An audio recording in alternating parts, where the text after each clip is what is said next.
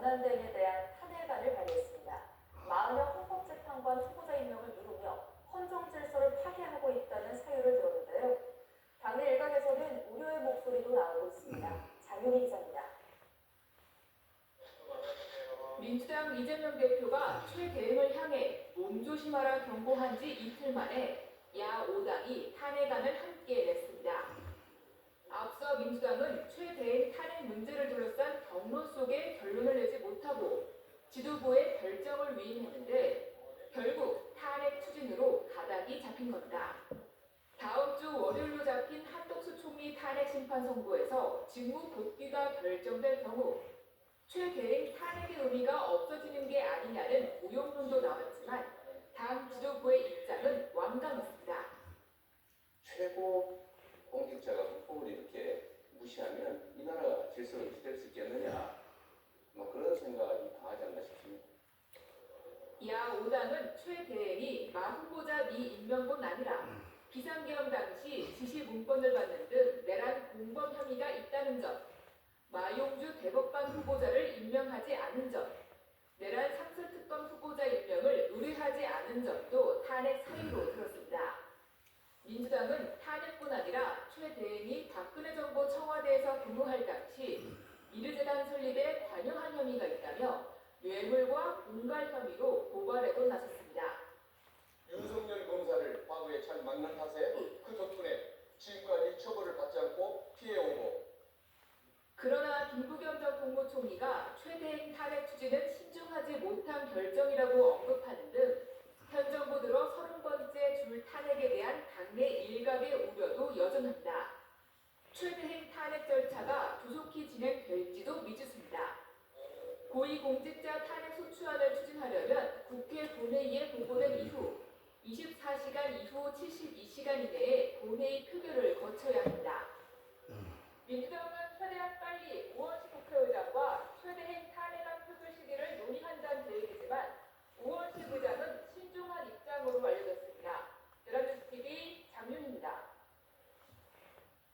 최상목 대통령 권한대행을 겨냥한 야당의 총공세, 국민의힘은 민주당 이재명 대표를 정조준하며 맞불을 받습니다.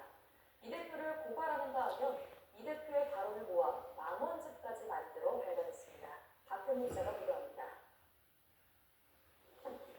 국민의힘은 야당이 30번째 탄핵안 발의가 나라 전체를 절단내겠다는 의도라고 매우 비난했습니다. 탄핵뿐 아니라 박근혜 정부 시절 국정농단 사건과 연관지어 최 대행을 고발한 것을 두고도 동네 건달도 하지 않을 치졸하고 종스러운 행태라고 쏘아붙였습니다. 이 대표는 이제 국정을 파괴한 테러리즘의 길로 완전히 접어들었습니다. 우리 대한민국을 벼랑 끝으로 몰고 가기 위한 위험한 국주의 페달을 밟고 있습니다. 여당 의원들은 겁먹은 강아지가 더 요란하게 짖는 법, 이 대표를 살리기 위해서라면 나라도 팔아먹을 심산이라며 지원 사격을 했습니다. 권성동 원내대표는 민주당이 이처럼 무리수를 두는 건 다음 주 나올 이 대표의 1심 선고 결과에 불복하고 아스팔트 투쟁으로 나설 명분을 미리 쌓아두려는 것이라는 주장도 했습니다. 그러면서 이 대표의 발언을 모아 출간한 망언집을 공개했습니다. 이재명 대표의 발언들은 제각각 흩어져 있지만 하나로 모이면 대한민국의 분모를 뒤흔드는 극히 위험한 그림이 됩니다. 최 대행을 겨냥한 민주당의 탄핵안 발의와 고발에 국민의힘은 이 대표에 대한 강요죄 고발 방침을 밝히며 맞불을 놨습니다.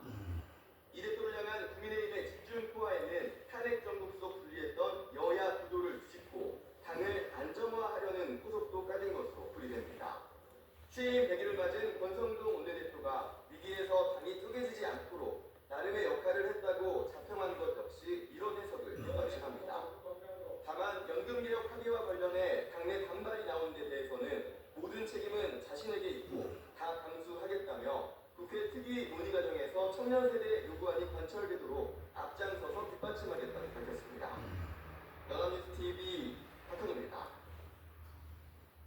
헌법재판소가 한덕수 국무총리에 대한 탄핵 심판 선고 기일을 다음 주 월요일로 지정하면서 어떤 결과가 나올지 시선이 쏠리고 있습니다.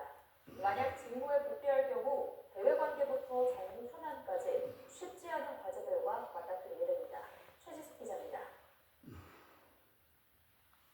헌법재판소의 탄핵 심판 선고일 지정에 따라 한덕수 국무총리의 복귀 여부는 윤석열 대통령보다 먼저 결정됩니다. 벌써 한 총리 복귀에 대비한 실무진 차원의 업무보고 준비도 이루어진 걸로 전해진 가운데 정부와 여권에선 파면에 이를 만한 중대한 실책은 없다며 조심스럽게 기각 각하 관측도 흘러나오고 있습니다.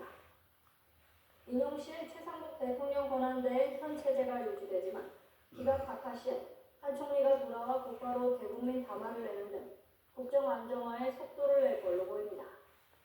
복귀할 경우 우선 대미관계에 주안점을 두고 상호관세와 민간국가 지정, 통상외교 등 현안을 놓고 트럼프 정부와 적극적인 소통에 나설 전망입니다. 국내 현안도 산적해 있습니다.